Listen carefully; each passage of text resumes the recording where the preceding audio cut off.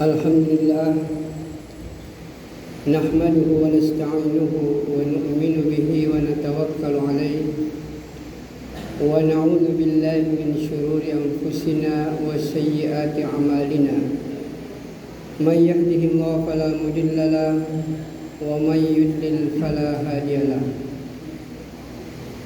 asyhadu an la ilaha illallah huwal awwalu alladzi la syai'a qablahu وهو الآخر الذي لا غاية بعده هو صادق في الوعد عادل في الحكم وهو ربيط بين قلوبنا بدعوة الإسلام وأشهد أن محمدا عبده ورسوله الذي بلغ الرسالة وأدى الأمانة ونصح الأمة وجاهد في الله حق جهاده اللهم صل على هذا النبي الكريم وعلى آله وأصحابه ومن تبعهم بإحسان إلى يوم الدين أيها المسلمون المؤمنون الحاضرون أوصيكم ونفسي الخاطئ المذنب بتقوى الله فإن الله مع الذين اتقوا والذين هم محسنون فقد قال الله تعالى في كتابه الكريم وهو أصدق القائلين أعوذ بالله من الشيطان الرجيم بسم الله الرحمن الرحيم لقد كان لكم في رسول الله أسوة حسنة لمن كان يرجو الله واليوم الآخر وذكر الله كثيرا وقال رسول الله صلى الله عليه وسلم من أحيا سنتي فقد أحبني ومن أحبني كان معي في الجنة أو كما قال رسول الله صلى الله عليه وسلم. Hadirin sidang jamaah Jumat rahimakumullah. Marilah kita senantiasa bersyukur kehadirat Allah Subhanahu wa taala dan merenungkan seluruh ciptaan-ciptaannya sehingga kita mengatakan alhamdulillah, segala puji itu hanya milik Allah. Manusia tidak punya hak untuk dipuji. Hanya satu yang berhak dipuji adalah Allah Subhanahu wa taala karena sifatnya tidak pernah berubah. Kalau manusia mungkin hari ini dia bisa baik, tidak tertutup kemungkinan hari-hari ke depan dia akan jadi tidak baik. Hari ini mungkin terhormat, kemungkinan hari-hari yang akan datang dia tidak terhormat lagi.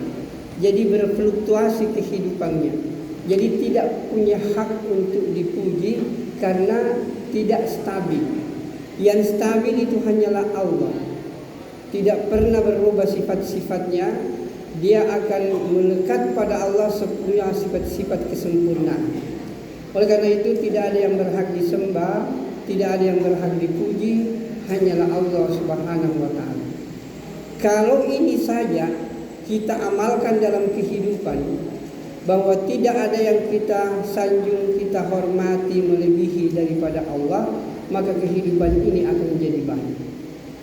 Saya ambil contoh sederhana bahwa sumber malapetaka dalam kehidupan, sumber kesengsaraan karena banyak manusia yang mau mengambil haknya Allah ini. Dia mau dipuji dalam hidupnya, dia mau dihormati dalam hidupnya, dan dia mau disanjung. Padahal ini semuanya adalah milik Allah Subhanahu wa taala. Oleh karena itu marilah kita dalam hidup ini senantiasa menggarisbawahi bahwa tidak ada yang berhak disembah dan dipuji, hanyalah Allah Subhanahu wa taala.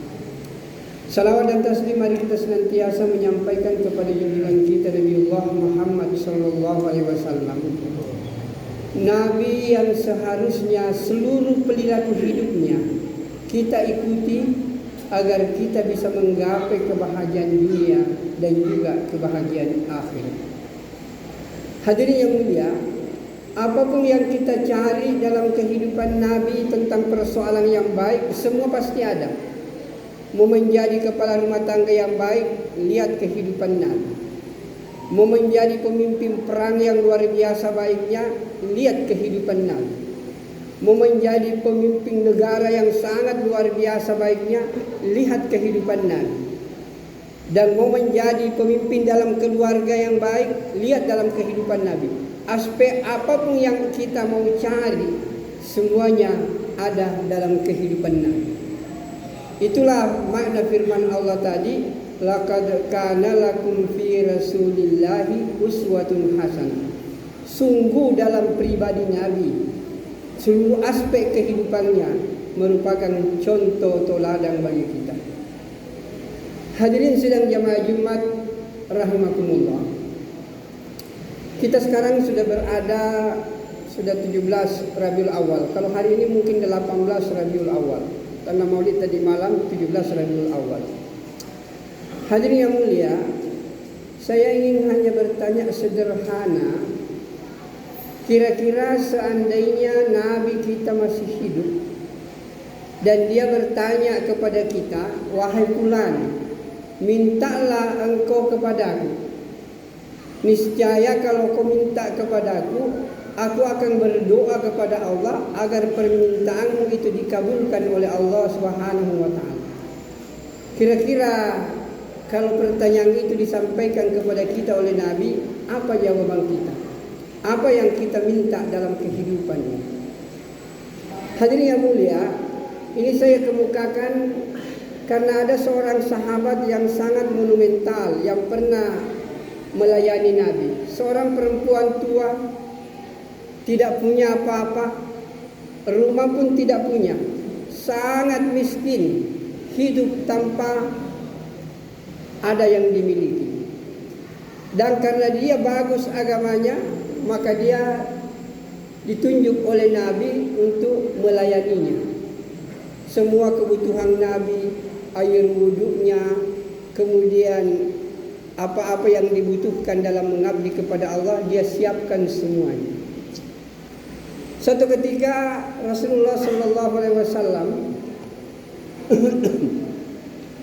habis salat tahajud, dia mengatakan kepada si sahabiah ini, wahai fulana, wahai sahabatku, mintalah kepadaku. Kalau kau minta kepadaku, aku akan berdoa kepada Allah supaya apa yang kau minta itu dikabulkan oleh Allah. Sangat menarik jawabannya perempuan tua yang sangat miskin, tidak punya apa-apa, rumah pun tidak punya. Kira-kira kalau kita diminta seperti itu, mungkin kita meminta, saya mau ingin rumah, saya mau ingin kendaraan, saya mau ingin kualitas hidup, dan lain sebagainya. Tapi apa yang diminta oleh Nabi, oleh sahabat Nabi ini sederhana sekali, tapi sangat menakjubkan. Hadirin yang mulia, ketika ditanya apa yang kau minta, dia hanya menjawab, ya Rasulullah, tidak banyak yang aku minta. Aku hanya minta satu saja, yaitu ya Rasul, aku hanya ingin bersamamu di dalam surga. Padahal kalau dia minta harta, Nabi kita mintakan, minta apapun, tapi hanya satu yang dia minta, ya Rasul, tidak ada yang saya minta kecuali hanya ingin bersamamu di dalam surga. Hadirin yang mulia, apakah jawaban Nabi? Nabi pun tidak langsung mengatakan, aku minta ya Allah masukkan dia dalam surga. Tidak. Tapi Nabi menjawab dengan lebih luar biasa lagi. Nabi katakan, wahai sahabatku, kalau engkau mau bersamaku dalam surga, maka bantulah aku dengan banyak bersujud kepada Allah Subhanahu wa taala. Hadirin yang mulia, kisah ini menarik sekali supaya kita ingin ini sahabat ini tumpuan perhatiannya itu adalah kehidupan akhirat. Makanya orang tidak mungkin menjadikan Nabi Muhammad sebagai panutan kalau dia tidak menghayati sungguh-sungguh keimanan yang sempurna kepada hari akhirat. Dan bahkan hadirin yang mulia, kalau kita membuka ayat-ayat Al-Quran dan hadis Nabi, selalu itu berpasangan itu, beriringan maksud saya. Kalau dikatakan yu'minuna billahi wal yawmil akhir, beriman kepada Allah dan beriman kepada hari akhir. Orang yang imannya kepada akhir luar biasa kuatnya, sempurna, pasti akan menjadikan Nabi sebagai idola. Tapi orang yang bukan tumpuan harapannya untuk akhirat tidak mungkin menjadikan Rasulullah sebagai idola. Karena Rasulullah ini hadir itu adalah untuk menuntun manusia agar dia bahagia nanti di surganya Allah Subhanahu wa taala. Hadirin sidang jamaah Jumat rahimakumullah. Ayat tadi berbunyi begini. Laqad kana lakum fi Rasulillahi uswatun hasanah. Sungguh dalam kehidupan Nabi contoh teladan yang luar biasa. Tapi di belakangnya itu yang harus menjadi kunci. Liman kana yarjullaha wal yawmal akhir. Bagi orang yang menginginkan perjumpaan dengan Allah, bagi ingin mendapatkan keridaan Allah, bagi orang yang ingin menggapai kebahagiaan akhirat, inilah orang yang akan menjadikan Rasulullah sebagai idola. Saya ulangi, ini penting. Rasulullah pasti akan diikuti, dijadikan oleh idola hanyalah orang yang ada kerinduan untuk berjumpa dengan Allah, ada keinginan untuk mendapatkan keridaan Allah, dan yang paling penting ada keinginan untuk bahagia di akhirat. Kalau orang itu sudah ada keinginan untuk senantiasa mendapatkan keridaan Allah dan senantiasa merindukan kebahagiaan akhirat, maka orang inilah akan menjadikan Rasulullah sebagai panutan, idola dalam hidupnya. Karena semua kehidupan Nabi itu adalah orientasinya untuk menggapai kehidupan akhirat. Hadirin sidang jamaah Jumat rahimakumullah. Kemudian dialog tadi yang lebih penting itu menekankan kepada kita bahwa sarana yang paling luar biasa untuk memudahkan langkah kita menuju ke surga itu adalah menjaga banyaknya sujud kepada Allah Subhanahu wa taala. Atau dalam pengertian kita menjaga salat ini dengan baik.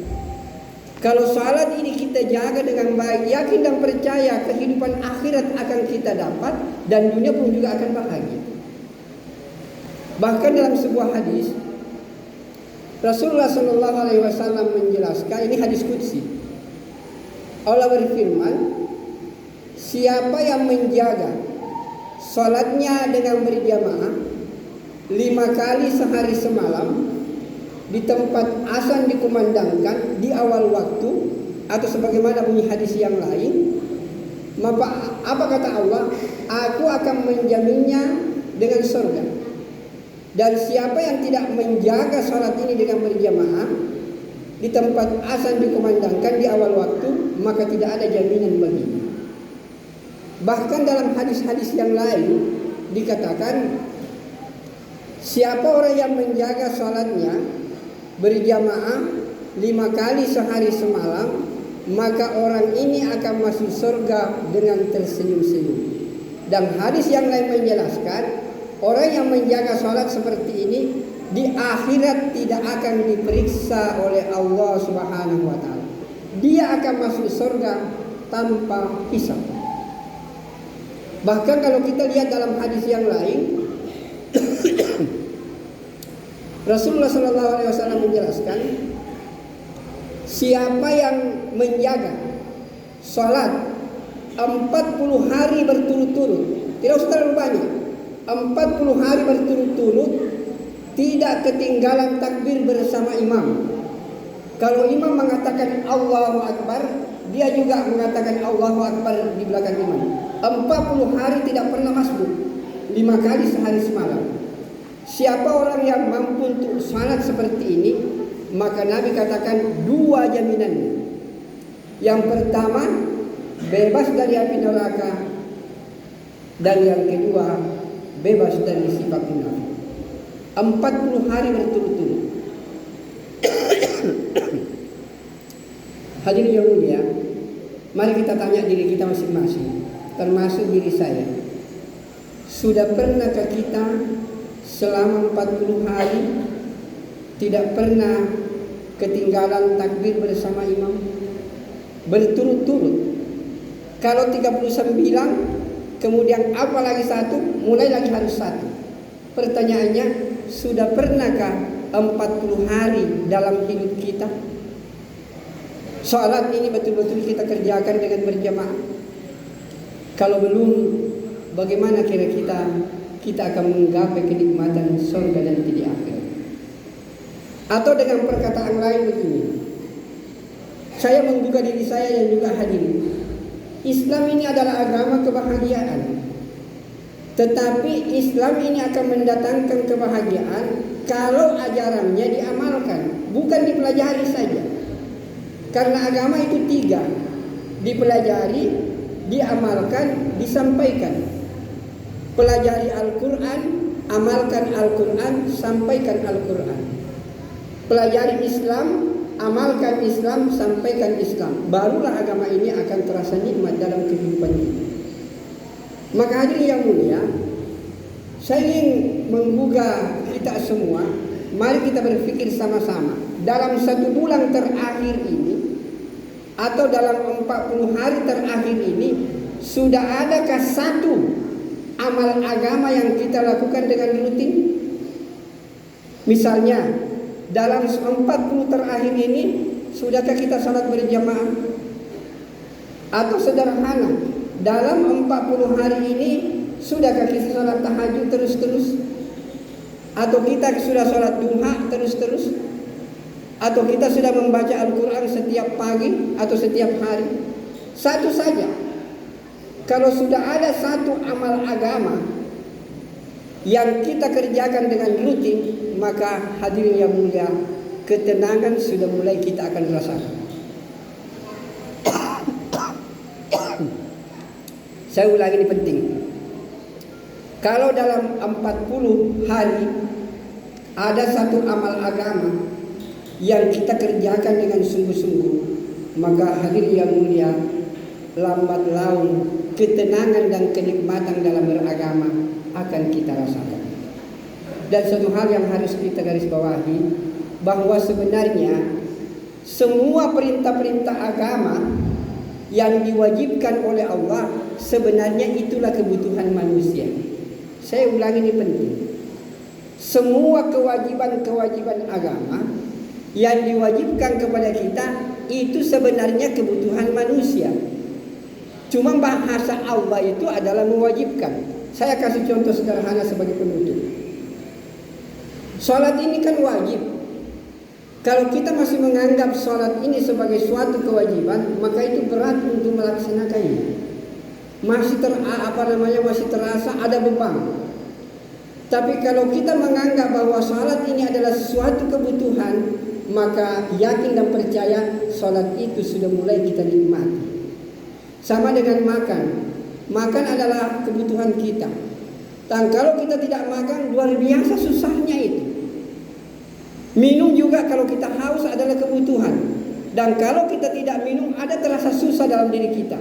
Kira-kira kalau sholat sudah seperti ini, kalau kita tidak sholat, ada sesuatu yang tidak enak dalam diri kita. Seperti kalau kita lapar tidak makan, dan kalau kita haus tidak minum. Kalau begitu kondisi sholat ini, insya Allah akan kita merasakan kenikmatan dalam beribadah.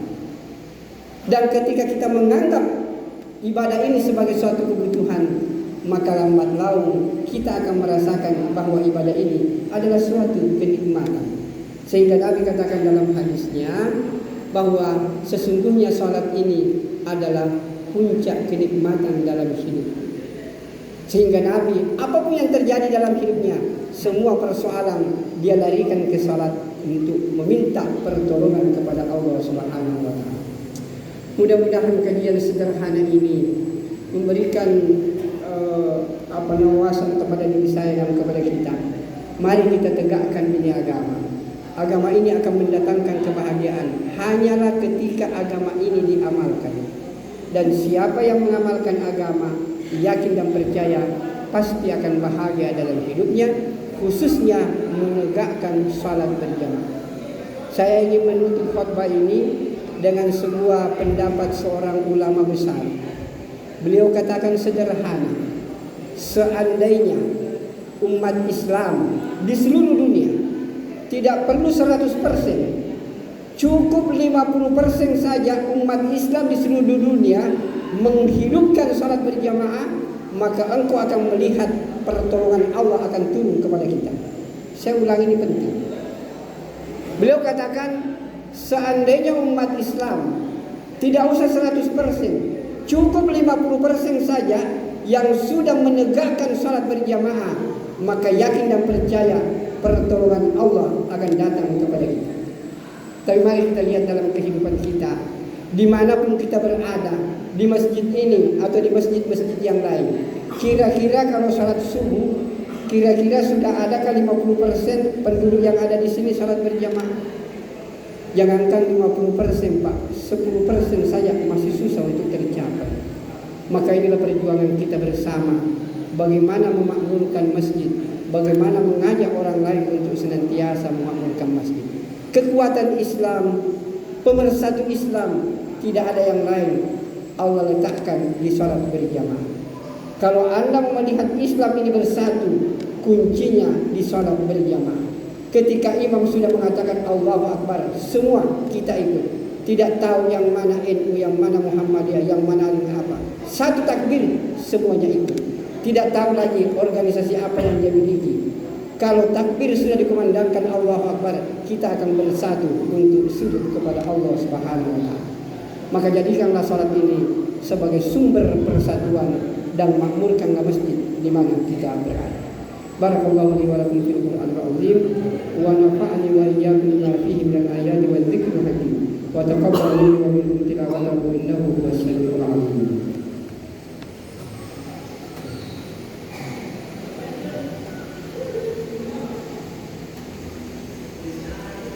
Alhamdulillah hamdan katsiran kama amara, asyhadu an la ilaha illallah wa asyhadu anna Muhammadan abduhu wa rasuluh, al-mab'uts rahmatan lil alamin.